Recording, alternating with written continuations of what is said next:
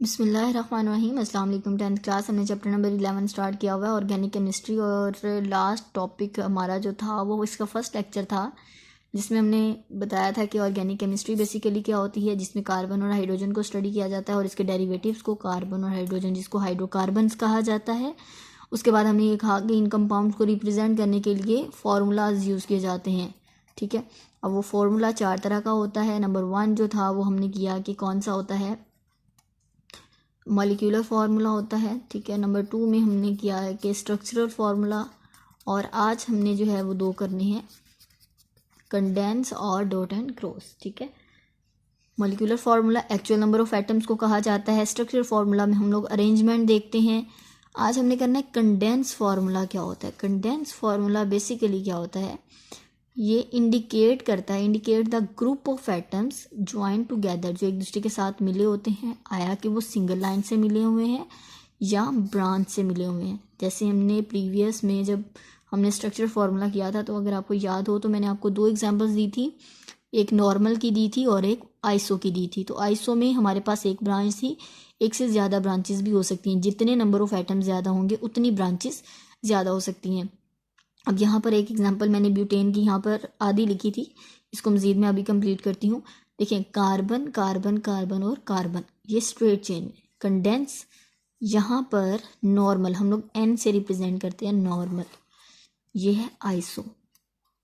इसके साथ जो आइसो और एन में नॉर्मल लिख रही हूँ, बेसिकली ये क्या है, कंडेंस। हम कंडेंस बता रहे हैं कि कंडेंस करके ओवरऑल हमने बता दिया कि ये आइसो है, ये ब्रांच्ड है, ये नॉर्मल चेन है, स्ट्रेट चेन है। ठीक है, अब यहाँ पर आप इसको देख लें, टोटल पूरे कर लें। एक इसने बॉन्ड बनाया हुआ है, टोटल इसने बाकी 3 के साथ बनाना है। ठीक है, वो हाइड्रोजन के साथ ही बनाएगा। इसने 2 के साथ बनाया हुआ है, 2 के साथ और बनाएगा, इसने भी 2 के साथ और बनाना है, और इसने 3 के साथ। ठीक है, अब इसी तरह आप इसकी तरफ भी आ जाएं तो ये 3 के साथ बनाएगा, इसने 3 के साथ बनाया हुआ एक ही हाइड्रोजन, और यहाँ पर 3 और यहाँ पर 3। ये मैंने ओवरऑल वैसे ही लिख दिया, आप इसको करके देखिएगा। अगर नहीं समझ आएगी तो मुझसे पूछ लीजिएगा, क्योंकि मैंने पीछे आपको स्ट्रक्चरल फार्मूला में इसको डिटेल में बताया था। अगेन देखिए, कंडेंस फार्मूला क्या होता है। कंडेंस फार्मूला बेसिकली ये बताता है कि एटम्स जो आपस में ज्वाइन है वो स्ट्रेट चेन है या ब्रांच चेन है। ठीक है, ग्रुप की इंडिकेशन करता है। उसके बाद है जी इलेक्ट्रॉनिक और डॉट और cross formula. Dot and cross आपने काफ़ी जगह पर देखा भी होगा, 9th क्लास में भी हमने जब हम लोगों ने वो किया था NaCl का, उसमें भी देखा आपने। इसके अलावा पोलराइजेशन में भी आपने ये देखा, और ख़ास तौर पे जो आपने देखा था वो आपने बॉन्डिंग में देखा था। ठीक है, कि जी जो आयनिक बॉन्ड बनता है, कोवलेंट बॉन्ड बनता है, वहाँ पर डॉट एंड क्रॉस से ही उसको रिप्रेजेंट किया जाता है।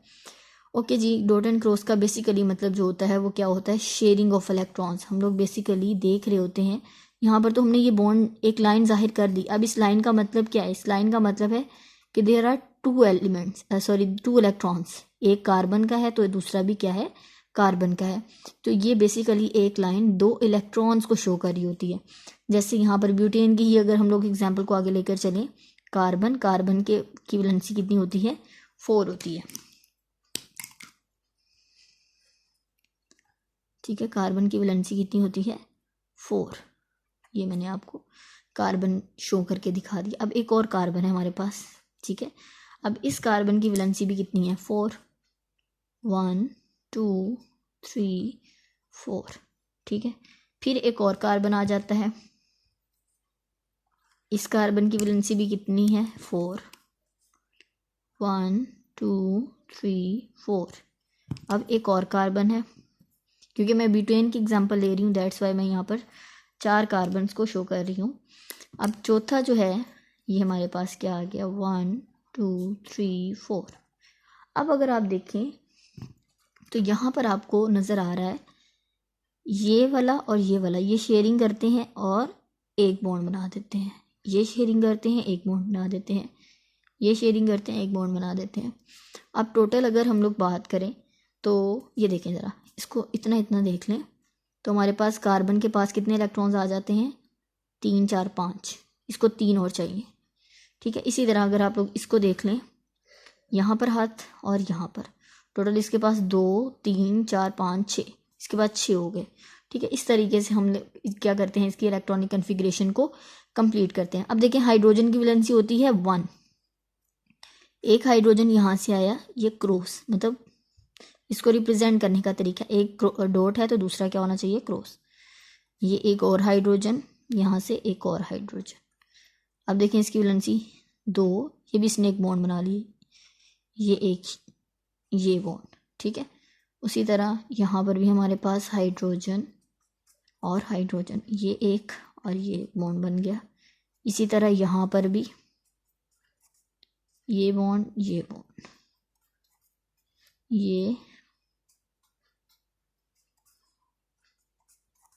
अब देखें, आप देख सकते हैं यहाँ पर इसका बेसिकली मतलब क्या है, शेयरिंग। एक इसका है तो एक इसका है, ये मिलके एक बॉन्ड बना रहे हैं। हाइड्रोजन के 2 इलेक्ट्रॉन्स पूरे हो गए, कार्बन के इस लिहाज से देखें तो 2, 4, 6 और 8 इलेक्ट्रॉन्स पूरे हो गए। तो इसका मतलब ये है कि जो डॉट एंड क्रॉस फार्मूला है, बेसिकली उसमें हम लोग इलेक्ट्रॉन्स की शेयरिंग को देखते हैं विजुअली, ठीक है। Show the sharing of electrons between various atoms in a molecule, एक मॉलिक्यूल में मौजूद वेरियस एटम की हम लोग शेयरिंग के, इलेक्ट्रॉन्स की शेयरिंग देखते हैं। इसको आप लोग बुक से भी देख सकते हैं जी। यहाँ पर आप देख सकते हैं मॉलिक्यूलर फार्मूला उसने लिखा हुआ है। मॉलिक्यूलर फार्मूला में क्या होते हैं, ये एक्चुअल नंबर ऑफ एटम्स होते हैं इन अ मॉलिक्यूल, ठीक है, ऑर्गेनिक कंपाउंड के, तो उसको क्या कहते हैं, मॉलिक्यूलर फार्मूला। यहाँ पे ब्यूटेन की एग्जांपल दी हुई है। अच्छा, इन दो का मतलब इसने ये लिखा हुआ है कि यहाँ ब्यूटेन में 4 कार्बन और हाइड्रोजन से मिलके बना होता है, 4 कार्बन होते हैं और 10 हाइड्रोजन होते हैं, ठीक है। तो ये मिलके क्या बना देता है, ब्यूटेन। इसी तरह स्ट्रक्चरल फार्मूला जो है वो बेसिकली एग्जैक्ट अरेंजमेंट को बताता है। इसमें हम लोग 2 लाइन्स, 3 लाइन्स और सिंगल लाइन से इसको रिप्रेजेंट करते हैं, जैसे उसने एन ब्यूटेन और आइसोब्यूटेन की एग्जांपल दी हुई है। थर्ड वन की तरफ आ जाएं। थर्ड वन जो है वो जी कंडेंस फार्मूला में यहाँ पर आप देख सकते हैं एन और आइसो।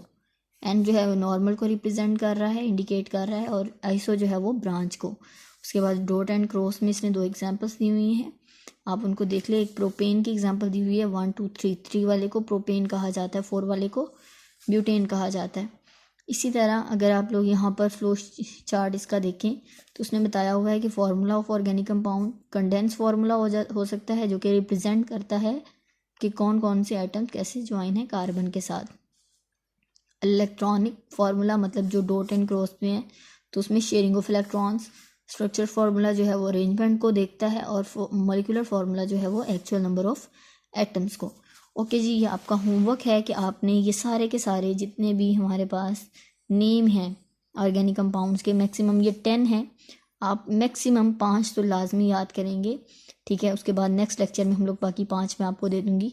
एक कार्बन वाले को मीथेन कहा जाता है, 2 वाले को इथेन, 3 वाले को प्रोपेन, 4 वाले को ब्यूटेन और 5 वाले को पेंटेन। अब आपका होमवर्क ये है कि आप एक कार्बन लें, उसकी वैलेंसीज शो करें और उसका स्ट्रक्चर फार्मूला बनाना सीखें कि आया कि आपको वो आता है या नहीं आता। अगर नहीं समझ आएगी फिर आप उससे पूछिएगा, इंशाल्लाह हम नेक्स्ट लेक्चर में उसको ऐड कर लेंगे। ओके जी, wish you best of luck, Allah हाफिज़।